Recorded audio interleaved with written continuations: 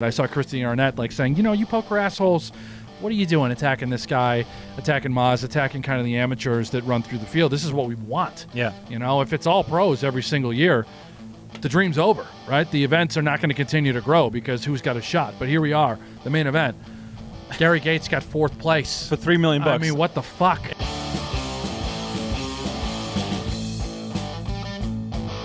Hello and welcome, ladies and gentlemen, to another edition of the Poker Central podcast. As you can see, a bit of a different kind of scenery here on the show. Yeah. Brent Hanks is finally letting loose the way he's always wanted to. Love this jersey. Cheers, by the way, Brent. Oh, yeah. Love this. We have made it through yet another World Series of Poker, number 11 for me. I'm guessing number 15 for you. Pina Colada Wednesdays. Pina Colada Wednesdays. Yeah. We brought out all the profits. Mm-hmm. We have Beatle friends joining us. But first and foremost, Brent, how good does it feel that the World Series of Poker is in the bag? Great. It feels wonderful. A lot of... I know for many of us, you especially, some of our crew that's behind the scenes, not a lot of sleep going on. Yep.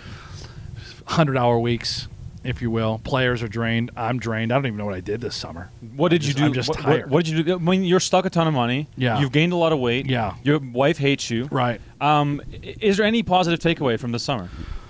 No, I honestly, nothing. Nothing came out of this summer that was great. I question a lot about my life, slightly depressed, Yeah. But there's nothing alcohol can't fix. Right. We have a lot of stuff to discuss here on the podcast. Sure. And I'm trying to do this without a laptop. I know I'm usually the guy with all the notes. I got a few little things here on the phone. But our producer, John, who's been so kind to invite us over to his mansion here in downtown Las Vegas.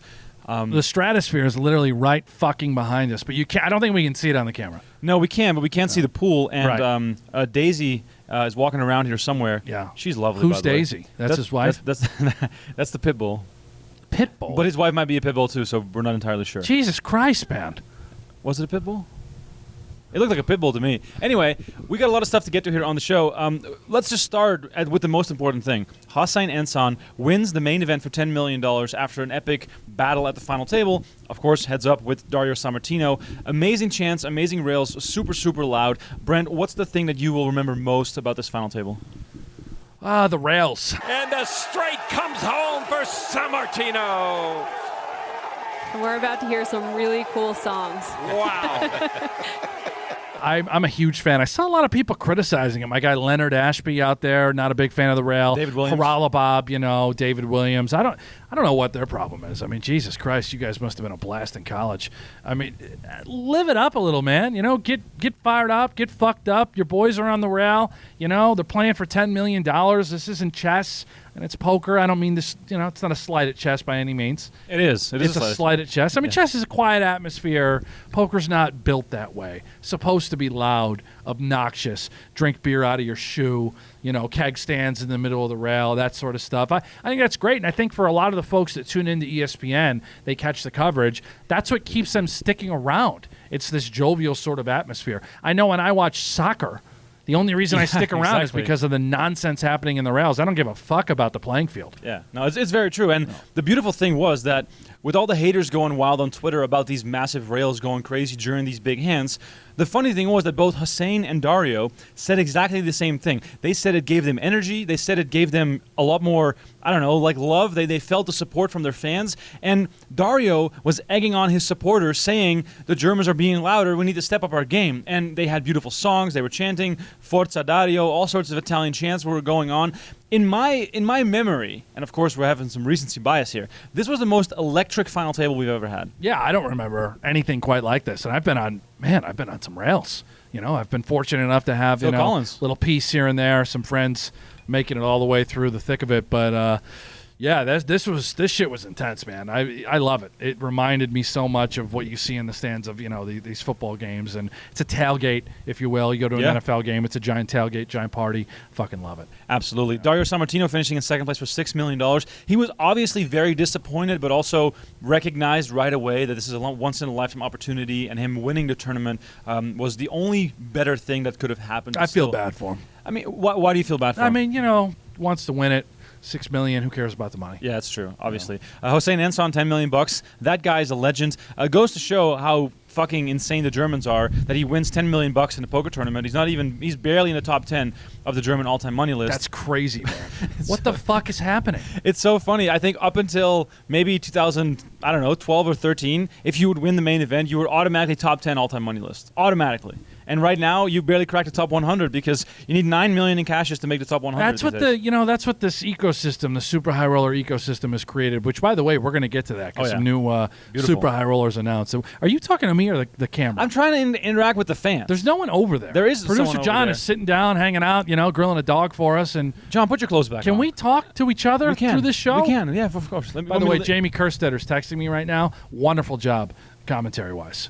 You enjoy that? Yeah. Jamie's refreshing. The other two stink, but make sure your pina colada doesn't blow off the table. That's not going anywhere. But let's pick the action back up here with the main event. Alex Livingston finishing in third place. Big time chess guy, by the way. Yeah, rum and chess. Rum and chess. More of a rum guy, not for me personally. Yeah, you're more of a rum guy anyway. He finished in third place.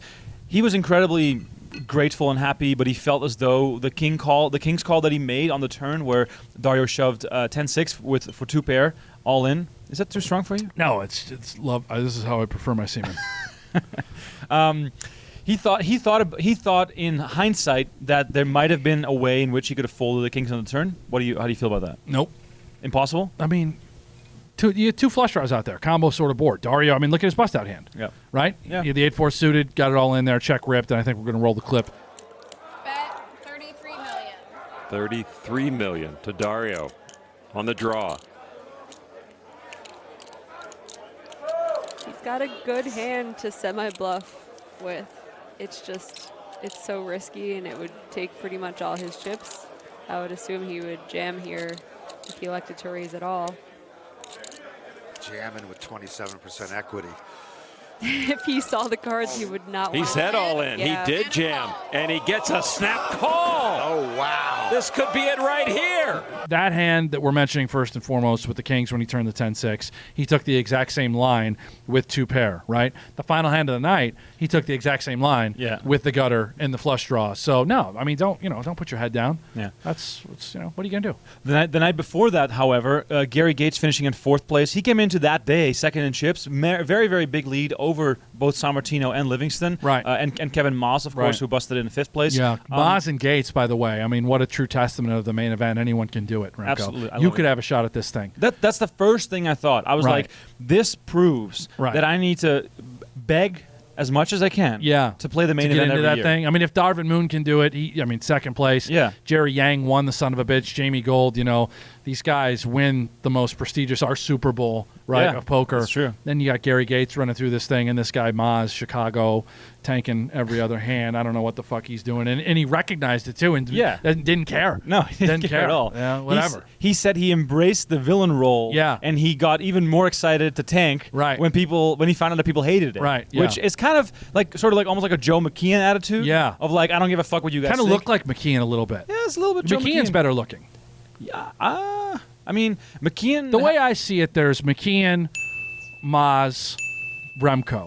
I mean, that's fair. That's the way I see it. Especially right now with the visor on. Yeah. But you look good. Back to Gary Gates. I mean, we're joking about the fact that this shows that everyone can do it. But for me, someone who's known Gary for almost 12 years, the support that he had, the people on social media, him being an industry professional for so many years, right? It was definitely surreal to follow along with something that just didn't seem real at any point. No, and well, I mean, I'm not joking about the fact that anybody can do it. I know. I don't think it's a joke. But we're not discrediting Gary. No, but it's the opportunity of the main event. It's great, and I think that needs to be recognized. And Gary, will probably be the first to admit that. I saw Christine Arnett saying, you poker assholes. What are you doing attacking this guy, attacking Maz, attacking kind of the amateurs that run through the field? This is what we want. Yeah. If it's all pros every single year, the dream's over, right? The events are not going to continue to grow because who's got a shot? But here we are, the main event. Gary Gates got fourth place. For $3 million. I mean, what the fuck? It's amazing. Anyway. It's truly incredible. Final table in general. Give it a rating out of 10. How did you feel about the entertainment, the players, everything? I'll give it a 7.5, which I think is pretty strong because I'm a bit of a curmudgeon. You are. When it comes to ratings and things like that. But for me, we had the elite player in Dario. We had this Hassan, who's a legend, right? I don't know if he's a pro or a businessman or what out of Germany, but he played incredible. He did. You know, I loved watching the way his style. He thought outside the box, did some things that were very unorthodox. And then, of course, outside of those two, you know, Livingston, he's been here before 2013. I think he got 14th or 13th place. He did. Yeah. You know, Sam Greenwood, I want to point out, too. Oh. Usually, for me, it's like every time there are two elite players at the final table in the main event, Greenwood this year was the one that kind of got screwed, right? You know, he got fucked by, was it Timothy Sue? Timothy Sue, another incredible character. Didn't even care about the money. Celebration right back to Boston and to play his oboe the next day. He had a choir concert. And Nick Marchington could have been the youngest ever winner. He was blasting. Played 1-3 the next night with his mom at the win, you know, to celebrate.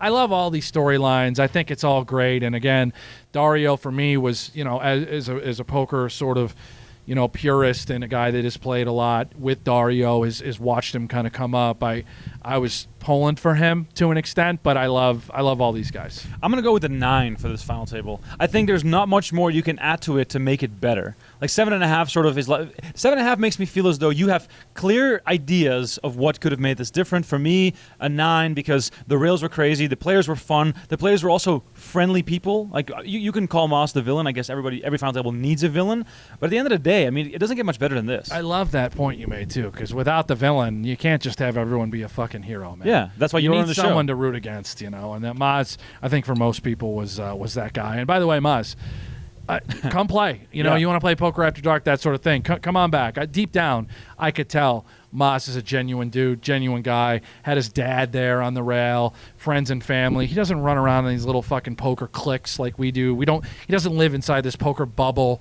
that so many of us do. The folks tuning in, listening to the show, you have to acknowledge we're in the little bubble. You know, Maz, outside of that, and I love that.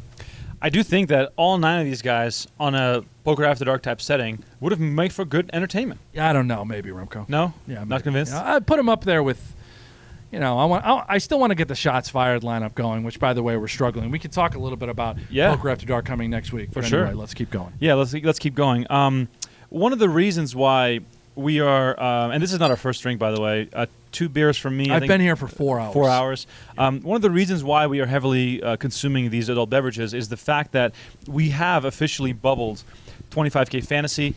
Brent, what a fucking summer. Yeah, brutal, man. We were the leaders in the clubhouse coming into the main event.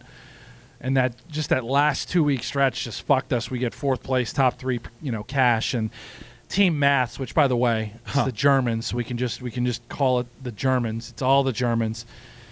You know, I'll never forgive these guys for what they've done to us. No, it's Ryan Reese. Oh my God. He's got 2 guys, Foxen and San Martino, obviously, who get second. And he got the fucking 50K winner as well, Phil Hui. Like how? It's impossible. Brent, we can talk about our team all we want, but it's pretty obvious that, you know, we dropped the ball on 2 guys. I mean, if they both get 1 field bonus each, we are second. If they do anything more than that, we win it.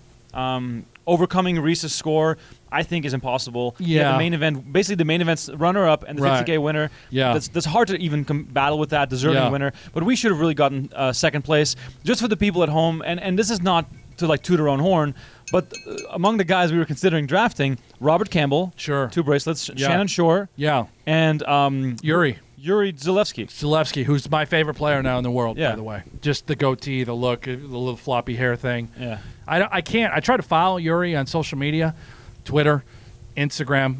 He doesn't speak English, so I can't do it. You can't do it. I don't know what he's saying. No, exactly. He plays a little guitar on Instagram. And he's a father. Voice of an angel.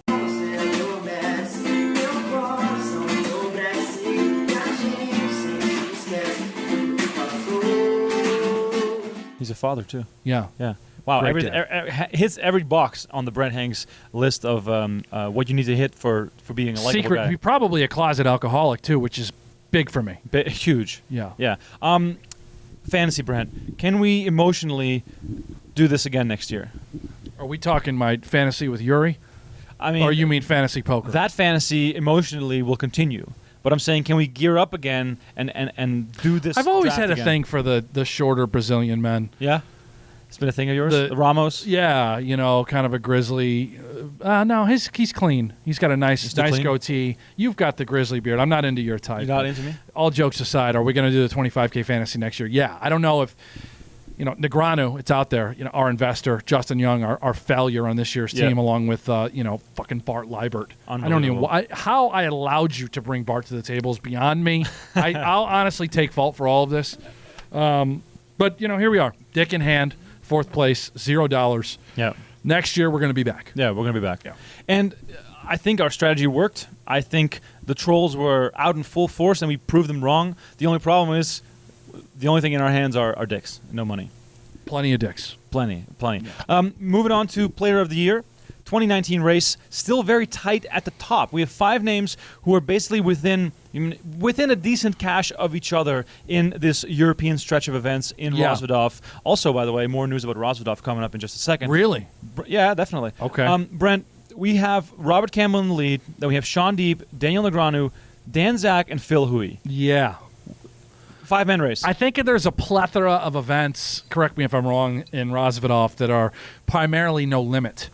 So, Robert Campbell out in front, I would say, is actually a dog to survive. I don't think he's a no-limit guy. Aside from the main event, Robert Campbell did not play a single no-limit event this summer. Yeah, so he's probably going to be in the lab between now and Russia, studying up on no limit, giving this thing a go. But he's going to be well behind the 8 ball, I have to imagine, especially comparing himself to the likes of Sean Deeb. Deeb's a huge favorite, right? Daniel Negreanu, and even Phil Hui. I mean, Phil is a great no-limit player. It's one of the things that people don't recognize about him right away.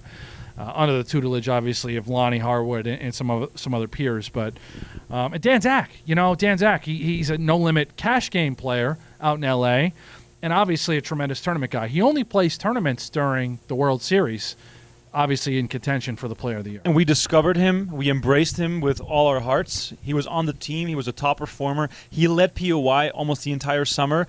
For him to now be 3rd going into the European stretch must be kind of a letdown. Yeah. But give me the order, the top 5, when it's all said and done in Rozvadov. I'm going Negreanu. Really? I think he has an edge over Sean Deeb. Particularly just dedication. I think dedication. I don't really know what it is right now with Negreanu. It's, is it the fundamentals? Probably not. Sean Deeb, one of the greatest tournament players online, live realm ever. But I think that No Limit, that game specifically, they're not very far apart. And I give the edge to Daniel Negreanu because of the little things that he does. I love the way that small ball, right, the pot control, that sort of stuff. And Sean Deeb is not nearly as controlled, I guess, as Daniel in that regard. This could be total gibberish, by the way. No, I mean, I think my gut, my feel is I've got Negreanu edging out Sean Deeb over there, who's going to come in 2nd, followed by Dan Zach in 3rd, Campbell all the way to 4th, and my guy Phil Hui, we don't even know if he's going. Yeah, I think it's a big possibility that some of these guys won't even travel for it, but I think we can guarantee that at least Deeb and Negreanu will be in Rozvadov battling. Deeb is going for back-to-back, Negreanu is going for his 3rd, so no matter who wins of those two, that's going to be a good storyline. Yeah, it's amazing, and the best part is they fucking hate each other. They do. Like, seriously, it's not even... It's nothing to hide. It's all out there. It's public. Deeb attacking Daniel and especially Amanda, which was just uncalled for, and and Daniel firing right back. These guys don't like each other right now. And for me, as you know, with poker, and you guys that listen and are watching at home, I love the confrontational stuff. I love the hero, the villain, the rivalry. I think that's a part of this great game. I agree, and I think we have a lot more exciting events to look forward to, because if there wasn't such a tight race for World Series Poker Europe, I would not be too compelled to really follow that, because it does feel sort of secondary in maybe almost tertiary. Is that the word? What? The 3rd sort of rank when it comes to the bracelets. There's the tertiary. I don't know. It's like, is that a word, producer John? Secondary and tertiary. And what? Tertiary? I was right. See, I was right. You said whatever. I don't even know what the word. You can't use words I don't know. For a Dutch person in the U.S., I've pretty well brushed up on my vocabulary. You read it somewhere on some Washington Post article. Tertiary. Oh, now I've heard of that. Oh, now you get it. Well, it's not tertiary. It's not tertiary. Oh, my God. You knew what I mean. Tertiary. I mispronounce half the words. I say. That's true. Yeah, exactly. Yeah, we have that to look forward to in Rozvadov, but also in Rozvadov, the Party Poker Millions event now streamed live on PokerGo. And I'm going to pull out the old phone here because I want to get these dates right. I don't want to let you guys down. I'll probably drink your cocktail if you don't finish it. No, I will finish it for sure. I want to mention this, that starting on August 9th, there will be the Party Poker Millions event in Rozvadov. This is going to be streamed live on PokerGo. Don't touch my fucking drink. This is a serious business. I need to finish this drink by myself. I need it after A the little bubble. warm out here. I might Ooh. faint. Do you smell that weed coming in? John, do you? Producer John's got a are you growing grow weed, John? house in here. We're on a compound, and he definitely is growing stuff in here. Yeah, I think. Smells great, by the way, John. Yeah, it smells really good. August 9th, that's when the action kicks off in Rosvedov. We're going to have live streaming on PokerGo, so please subscribe. Use the promo code podcast for the annual subscription. More than 100 days of live poker every single year. And I can honestly say that it's so exciting that we are basically branching into Europe with a lot more events. But also, Brent, Super High Rollable Bahamas Oh, yeah. Thanks, John. is getting added to the schedule. That's going to be coming up in November at the Baha Mar Resort, Brent.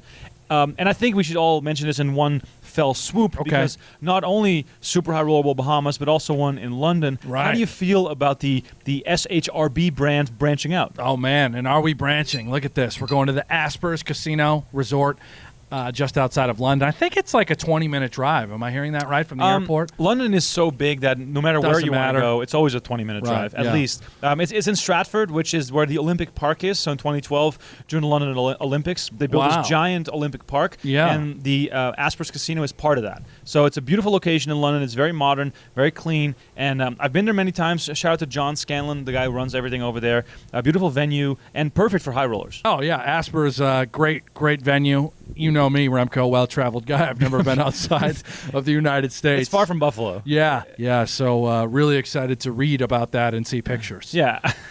You're not going to go out there for sure. Nope. But the Super High Rollable London event is coming up real soon in September of 2019. That is going to be at the end of the British Poker Open, Brent. I know you're a big supporter of the U.S. Poker Open because it is in America. Right. How do you feel about the British Poker Open? Well, I mean, the British Poker Open right around the bend. I'm very excited for that sort of turnout, the gathering.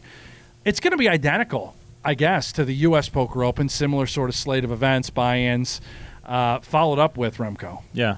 Okay, so the British Poker Open, September 2nd to the 12th. September 13th, Super High Roller Bowl, London. 250,000 pounds. Yeah, you know how much that is, U.S. currency? 7 million, right? 600,000. It's 600. Is that right? Yeah, Producer John, is that right? all joking aside, the British Poker Open at Aspers Casino is comprises of 4 10Ks, a few 25Ks, a 50K, a 100K, and then the 250K Super High Rollable Bahamas to cap it all off at the end of the series. There's a 10K short deck, there's a 25K PLO, and a 10K PLO. So a very well-balanced schedule for all the high rollers out there. And one of the big advantages of doing it in London is the lack of taxation for the Canadians. Yeah, so we should see some Canadian influx, if you will, Remko. The likes of Timothy Adams and Sam Greenwood Hello. are going to come out. Little Goodwood. Maybe some Gabe Podgorski, Yeah, I like Gabe. Peter- Gabe actually hates me. Peter Jetton. Yeah, Peter Jetton. There's going to be some big names coming out. Right. For that, Maybe Tricky. Tricky. Sam Trickett. Definitely. Get him in there. Rob Young. Oh, Rob Young. We're going to have some beautiful characters playing the British Poker Open, and that's all going to be streamed live on PokerGo September 2nd through the 15th, I believe, because the High Roller Bowl Yeah, at the that's end right, there Remko. is 3 days straight. on September PokerGo. 3rd, really. Is it 3rd? Yeah, because Second? day one, we're not going to cover the first 10K. Got it. We'll cover the final table. Final table. Got it. Well, I'm surprised you're so well informed. Somebody has to attend these meetings. Yeah, I mean, I'm never invited Right. anyway. Yeah. There's a reason for that. Brent, the U.S. Poker Open and the high roller echelon, as you will, in poker, Yes. it attracts a certain crowd. Do you think that the same exact crowd will show up in London, or do you think that we're going to be tapping from a different kind of fat? No, same crowd. I mean, there's only so many people that play these super high rollers, man. You know, these high limit stakes.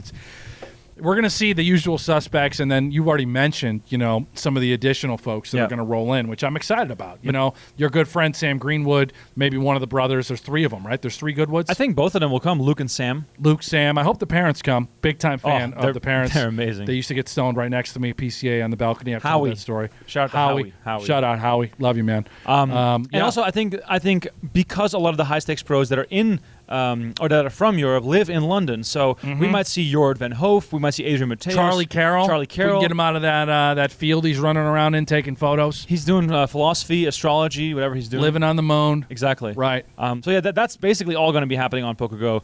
Not sure about the philosophy by Charlie Carroll, but still a lot of great events coming Ben up. Heath. Ben Heath. Yeah. We haven't seen him in any of our events. What about Nicky P? Think he'll come out? Nicky? What? Who? Nicky P. Nick De Palma? Nick Petrangelo. Oh, Petrangelo. Yeah. Can of corn. Can of corn? Yeah, he'll play. Yeah. I thought you meant Nick DePalma. Nick, Ain't that big a deal. that guy is special. Yeah. Brent, this is happening in Europe. We have Rosvedov, we have British Poker Open, we have Super High Roller Bowl both in Bahamas Right. and in London. But what is happening at the studio? You mean Poker After Dark? Yes. Yeah, because we're back. It's been quiet. We're back next week, July 22nd, 23rd. I think that's a Monday, Tuesday. Without looking at a calendar, Remko, that's how talented I am. I'm pretty sure it's Monday, Tuesday, and we are going to put together a very talkative lineup, if you will.